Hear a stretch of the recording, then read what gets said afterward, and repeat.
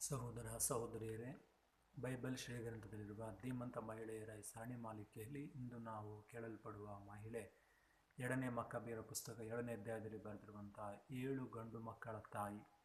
ಈ ತಾಯಿಗೆ ಹೆಸರನ್ನು ಈ ಪುಸ್ತಕದಲ್ಲಿ ನೀಡಿಲ್ಲ, ಆದರೆ ಮಕ್ಕಳನ್ನು ಯಾವ ರೀತಿ ದೈವ ಭಯದಲ್ಲಿಯೂ ಒಳ್ಳೆಯ ಸಂಪ್ರದಾಯದಲ್ಲಿ ಬೆಳೆಸಬೇಕೆಂಬುದಕ್ಕೆ ಈ ತಾಯಿ ಬಹಳ ಮಾದರಿಯಾಗಿದ್ದಾಳೆ.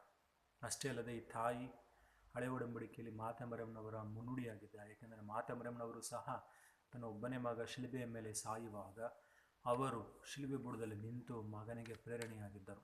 ಅಂತೆಯೇ ಈ ತಾಯಿ ಆಂತಿಯೋಕಸ್ ಎಪಿಫಾನಸ್ ಎನ್ನುವಂಥ ಅರಸನು ಇಬ್ರಿಯ ಜನರಿಗೆ ಚಿತ್ರಹಿಂಸೆಯನ್ನು ನೀಡುತ್ತಾ ಅವರ ಸಂಪ್ರದಾಯಗಳನ್ನು ಹಾಳು ಮಾಡಲು ಅವರಿಗೆ ನಿಷಿದ್ಧವಾಗಿದ್ದಂಥ ಹಂದಿ ಮಾಂಸವನ್ನು ತಿನ್ನಲು ಇವರಿಗೆ ಪ್ರೇರೇಪಿಸಿದನು. ಆದರೆ ನಿಷಿದ್ಧವಾದ್ದನ್ನು ತಿನ್ನುವುದಕ್ಕಿಂತ ಸಾಯುವುದೇ ಮೇಲು ಎನ್ನುವಂಥ ದೊಡ್ಡ ನಂಬಿಕೆಯಿಂದ ಈ 7 ಮಕ್ಕಳು ಸಾಯುವುದನ್ನು ಮತ್ತು ಕೊನೆಗೆ ತಾಯಿಯೂ ಕೂಡ ಅದೇ ಚಿತ್ರಹಿಂಸೆಗೆ ಒಳಪಡುವುದನ್ನು ನಾವು ನೋಡುತ್ತೇವೆ. ಸಾವಿಗೂ ಹೆದರದೆ ದೇವರಿಗೆ ಭಯಪಟ್ಟು ಅರಸನಿಗೆ ಧೈರ್ಯವಾಗಿ ಉತ್ತರ ಕೊಟ್ಟು ಅವರು ನೀಡುವಂಥ ರಕ್ತಸಾಕ್ಷಿಯಾಗಿ ಮಡಿಯುವ ಈ ಚಿತ್ರಣ ಮನ ಕಲಕುವ ಘಟನೆಯಾಗಿದೆ. ಮೊದಲನೆಯ ಮಗನನ್ನು ಅವರು ಹಿಡಿದು ಉರಿಯುವ ಬೆಂಕಿಯ ಮೇಲೆ ಇದ್ದಂಥ ಒಂದು ಬಾಣಲಿಗೆ ಅವರು ಬೆಂಕಿಯನ್ನು ಇನ್ನೂ ಹೆಚ್ಚಾಗಿ ಎಸಿ ಅವನಿಗೆ, ನೀನು ನಿನ್ನ ಸಂಪ್ರದಾಯವನ್ನು ಬಿಡುವುದಾದರೆ ನಾವು ನಿಮ್ಮನ್ನು ಬಿಟ್ಟು ಬಿಡುತ್ತೇವೆ ಎಂದು ಹೇಳಿದಾಗ ಅವನು ಅದಕ್ಕೆ ಒಪ್ಪುವುದಿಲ್ಲ. ಇದರಿಂದಾಗಿ ಅವರನ್ನು ನಾಲಿಗೆಯನ್ನು ಕತ್ತರಿಸುತ್ತಾರೆ. ತದನಂತರ ಕೈಗಳನ್ನು ಕಾಲುಗಳನ್ನು ಕತ್ತರಿಸಿ ಉರಿಯುವಂಥ ಆ ಬೆಂಕಿಯ ಪೊದಲಿದ್ದಂಥ ಬಾಣಲಿಗೆ ಅವನನ್ನು ಎಸೆಯುತ್ತಾರೆ. ಆದರೆ ಸಾಯುವ ಮುನ್ನ ಈ ಮೊದಲನೆಯ ಮಗ ಹೇಳಿದಂಥ ಕೆಚ್ಚದೆಯ ಮಾತುಗಳು ಇತರವರಿಗೆ ಪ್ರೇರಣೆ ಆಗುತ್ತವೆ. ಎರಡನೆಯವನಿಗೂ ಸಹ ಅವರು, ನೀನು ಈ ಹಂದಿ ಮಾಂಸವನ್ನು ತಿನ್ನುವುದಾದರೆ ನಿನ್ನನ್ನು ಬಿಟ್ಟು ಬಿಡುತ್ತೇವೆ ಎಂದು ಹೇಳಿದಾಗ ಅವನ ತಲೆಯ ಚರ್ಮವನ್ನು ಕೂದಲನ್ನು ಕಿತ್ತು ಅವನಿಗೆ ಚಿತ್ರಹಿಂಸೆಯನ್ನು ನೀಡಿದರು. ಆದರೆ ಎರಡನೆಯವನು, ನನ್ನನ್ನು ದೇವರು ಪುನರುತ್ಥಾನಗೊಳಿಸುತ್ತಾರೆ, ನೀವು ನನಗೆ ಚಿತ್ರಹಿಂಸೆ ನೀಡಿದರೂ ಸಹ ದೇವರು ನನಗೆ ಪುನರುತ್ಥಾನಗೊಳಿಸುತ್ತಾರೆ ಎಂದು ಹೇಳಿದಾಗ ಅವನಿಗೂ ಕೂಡ ಮೊದಲನೇ ಮಂದಿ ಚಿತ್ರಹಿಂಸೆಯಲ್ಲಾಯಿತು. ತದನಂತರ 3ನೆಯ ಯವನಸ್ಥರನ್ನು ಕೇಳಿದರು, ನೀನು ಈ ಒಂದು ಸಂಪ್ರದಾಯವನ್ನು ಬಿಟ್ಟು ನಮ್ಮಂತೆ ಆಗುತ್ತೆ ಎಂದು ಹೇಳಿದಾಗ ಅವನು, ಖಂಡಿತವಾಗಿಯೂ ಇಲ್ಲ, ನಾನು ಸಾಯುವುದು ನನ್ನ ಸ್ವಂತ ಇಚ್ಛೆ, ಆದರೆ ದೇವರು ನನಗೆ ಬೇಕಾದಂಥ ನ್ಯಾಯವನ್ನು ಕೊಡುತ್ತಾರೆ ಅಂತ ಹೇಳಿದರು.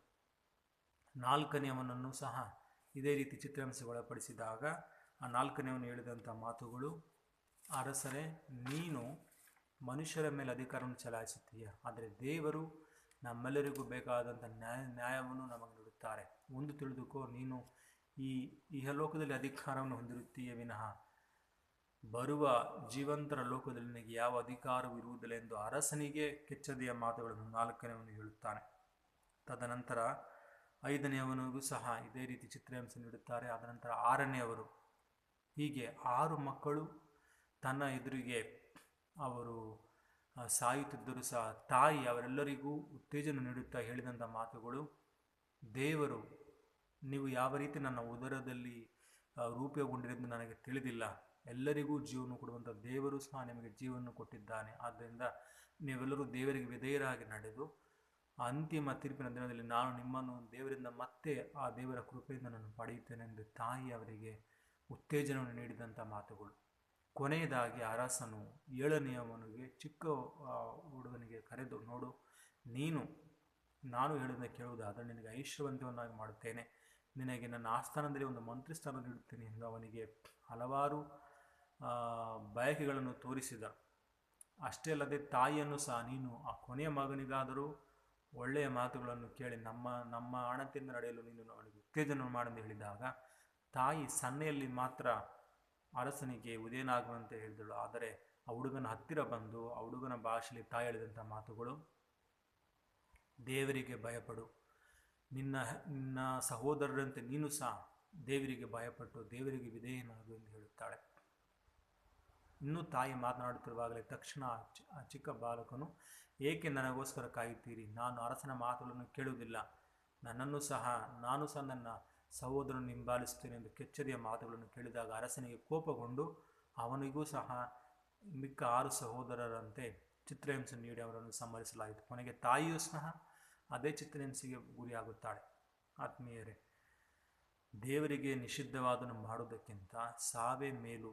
ನಮ್ಮ ಪಾಪಗಳಿಗಾಗಿ ನಾವು ಈಗ ಹತರಾಗುತ್ತೇವೆ. ಕೊನೆಯ ಹುಡುಗ 7ನೇ ಹುಡುಗ ಹೇಳಿದಂಥ ಮಾತುಗಳು, ದೇವರ ಕೋಪಾಗ್ನಿಯನ್ನು ಅಡಗಿಸಲು ನಾವು ಈಗ ನಮ್ಮ ಪ್ರಾಣವನ್ನು ಅರ್ಪಿಸುತ್ತೇವೆ, ಆದರೆ ದೇವರು ನಮ್ಮೊಡನೆ ಸಂಧಾನ ಮಾಡಿಕೊಂಡು ನಮಗೆ ದಯೆಯನ್ನು ತೋರಿಸುವನು ಎನ್ನುವಂಥ ಮಾತುಗಳು ಆ ಮಕ್ಕಳಲ್ಲಿದ್ದಂಥ ವಿಶ್ವಾಸ ಅವರ ಕೆಚ್ಚದೆ ಅವರ ತಾಯಿ ಅವರಲ್ಲಿ ನೆಟ್ಟಂಥ ಆ ದೈವ ಭಯವನ್ನು ನಮಗೆ ತೋರಿಸ್ತದೆ.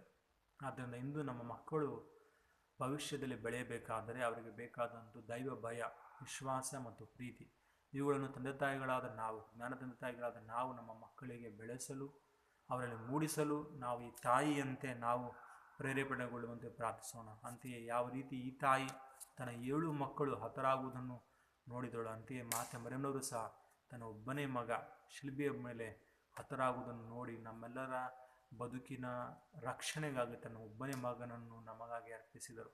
ಯೇಸು ಕ್ರಿಸ್ತರಷ್ಟೇ ಶಿಲುಬೆಯಲ್ಲಿ ಅವರು ಅನುಭವಿಸಿದಂಥ ನೋವನ್ನು ಮಾತೆ ಮರಿಯಮ್ಮನವರು ತಮ್ಮ ಹೃದಯದಲ್ಲಿ ಅನುಭವಿಸಿದರು. ಏಕೆಂದರೆ ಸಿಮೆಯೋನನು ಯೇಸು ಕ್ರಿಸ್ತರನ್ನು ಕಾಣಿಕೆಯಾಗಿ ಅರ್ಪಿಸಿದಾಗ, ಯೇಸು ಬಾಲರನ್ನು ಕಾಣಿಕೆಯಾಗಿ ಅರ್ಪಿಸಿದಾಗ ಹೇಳಿದಂಥ ಮಾತುಗಳು ಮಾತೆ ಮರಿಯಮ್ಮನವರಿಗೆ ದುಃಖವೆಂಬ ಅಲಗೊಂದು ನಿನ್ನ ಹೃದಯವನ್ನು ತಿವಿಯುವುದೆಂದು. ಆದ್ದರಿಂದ ಮಾತೆ ಮರಿಯಮ್ಮನವರು ಇದನ್ನು ಶಿಲುಬೆ ಬುಡದಲ್ಲಿ ಸ್ವೀಕರಿಸಿದಂತೆ ನಾವು ಸಹ ನಮ್ಮ ಮಕ್ಕಳ ಏಳಿಗೆಗಾಗಿ ಅವರಲ್ಲಿ ದೈವ ಭಯ ಪ್ರೀತಿಯನ್ನು ಮೂಡಿಸಲು ಈ ತಾಯಿಯಿಂದ ನಾವು ಕಲಿಯೋಣ.